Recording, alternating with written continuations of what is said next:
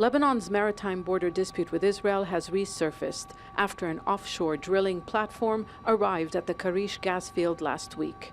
It was condemned as a hostile act by the leadership here, but Israel says the waters are not contested.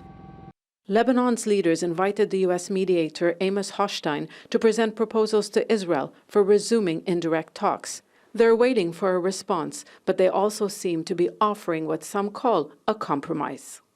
Lebanon's response has not been officially disclosed, but it is believed the country's leaders have dropped their claim to Line 29. That is where the Karish gas field is located. Sources close to the president said negotiations will instead focus over an 860 square kilometer area of sea and an additional 300 square kilometers that include the Kana gas field.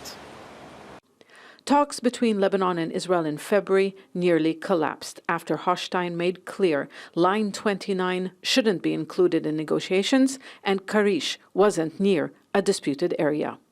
From the beginning, the demand of the negotiating team was for the authorities to sign the decree to modify the map and send it to the UN. This would have made our claim legal.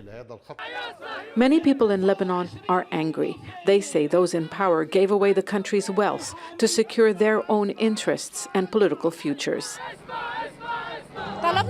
We demand the amendment of Decree 6433 so that Line 29 becomes the line on which indirect negotiations should be based.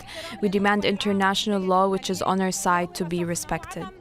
The president says the Line 29 claim was not formalized, so negotiations could be kept open, but an imminent deal is not expected. The issue is how much to reach, what kind of compromise both sides will agree on. So I think given the lack of political will in Lebanon, given the regional context, US-Iran, and given also the ambitions of Israel in that sense. The rig is weeks away from producing gas from Karish. The field is a resource that could help fill the needs of Western nations as they try to reduce reliance on Russia for supplies following its invasion of Ukraine. That means Lebanon's demand to stop production until there is a final deal on borders runs counter to their interests. Zeina, Khodr, Al Jazeera, Beirut.